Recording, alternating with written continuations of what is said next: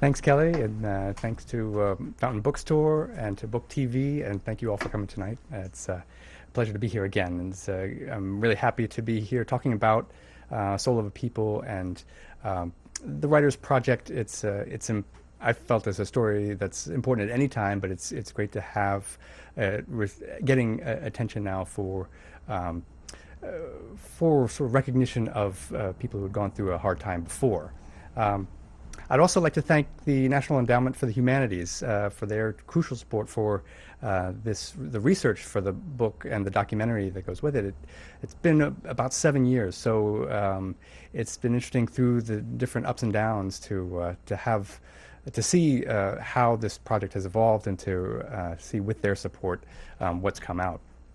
I'd also like to thank BookTV for having me on, and also Smithsonian Channel, which will broadcast the documentary later in the year.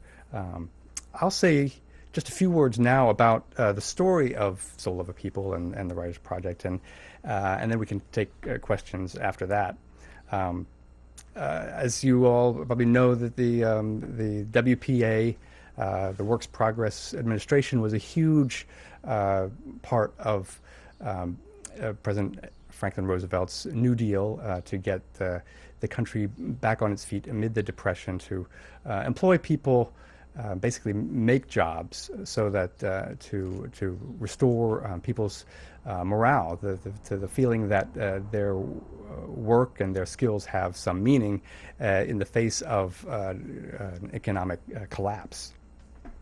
And the Writers Project and several other arts projects were just a very small part of this huge, what was mostly a infrastructure building project. They were building dams and schools and roads throughout the WPA. The arts projects consisted of a writers project, a music project, basically a history division, and an art project.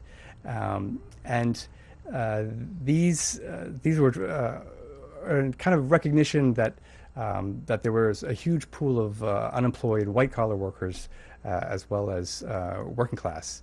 It's just everybody in the Depression was affected, and it was even so, it was a controversial element that there was a lot of suspicion of making jobs. This was the first time that the U.S. had ever done kind of a jobs project. Certainly, it's never done it again on that scale, but it was the first time on any scale, really. So it was very controversial at the time.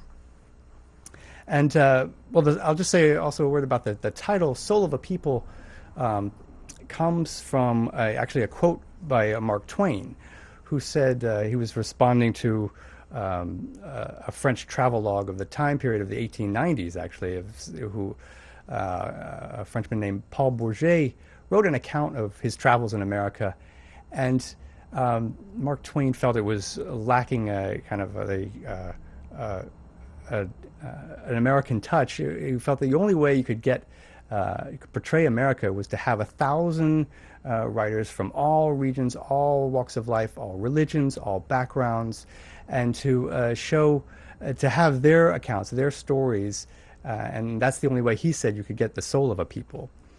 Well, 40 years later, you have the Federal Writers Project, or the WPA, come along to hire people. They didn't know exactly at first what they would be doing, but they knew that they had a mandate to hire white-collar workers. First, they hired a lot of unemployed newspapermen and journalists, but also, they were hiring about almost 7,000 people across the country. So there were, in a lot of the places, there weren't professional writers who were out of work to hire. The mandate was to hire 9 out of 10 of the project people on the project had to be unemployed and really have no income at all. So you had former school teachers, you had unemployed nurses, you had people from all backgrounds who would never consider themselves writers being paid to research their local history and to interview people. And the mandate that they came up with was to develop travel guides. WPA Guides to the States is what we call them now. At the time, they were called the American Guides, because they were the first kind of collective snapshot of America by Americans. There was no, we have dozens of travel guides now. There was no real travel guide to the U.S. by Americans at that point. The nearest thing they had was a German publisher had published the Baedeker Guide to America in 1914.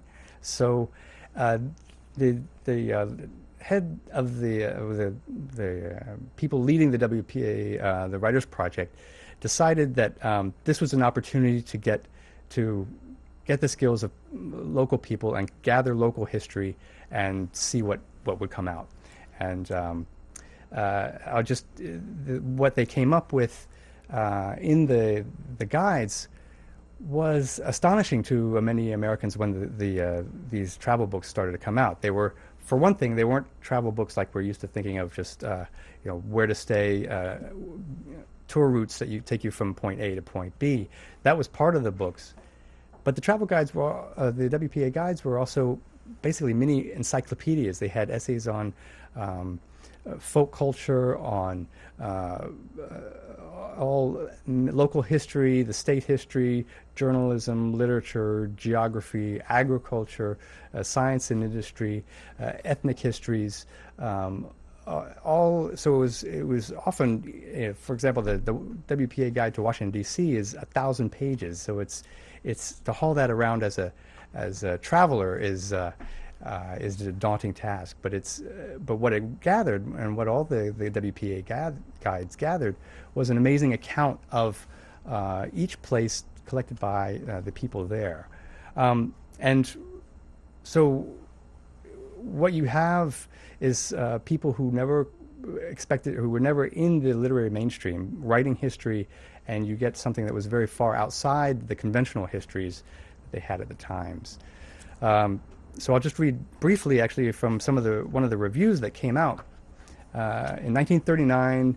In response to some of the WPA guides, a reviewer for the New Republic said, "The America that's emerging from the Writers Project books is like nothing we've ever seen. Nothing in our academic histories prepares you for it. The guides are a vast catalog of secret rooms. It is a grand, melancholy, formless, democratic anthology, a majestic roll call of national failure, terrible and yet engaging." I think what he means by national failure is really that the whole sequence of unexpected, at the local level, both feuds and bureaucratic snafus, federal projects that started and fell apart, state efforts that would come and go, and because at the heart of all the histories, at the heart of the history that the WPA writers were finding in the 30s at this downtime, was that there was an enduring quality among Americans more than in their institutions. And that's what really comes across, I think, in the guides, and that's what he's commenting on here. He says, "The American guides make some of the horrors of the present less difficult to endure." So that just gives you a little bit of overview of what this Writers Project was doing, and that's how I came to look at the project. First, a friend lent me a copy of the WPA Guide to New Orleans, and my wife and I were taking a trip across the country, and we had this guide basically from her father's attic, and it didn't seem, I didn't think it would be very relevant to our trip. But when we got to New Orleans and started reading about what the WPA writers found in the cemeteries, for example, in New Orleans, not just the kind of the tourist spots that current guides would find, but actually the beliefs and the practices that went into mourning in New Orleans. They drew a connection between actually Creole mourning practices and modern patio furniture, and things that it was just a surprising connections, and sort of a gritty portrayal. It didn't whitewash anything. It showed the ethnic tensions in the city, showed the economic plights of different parts of the city, and it's still a fascinating read now.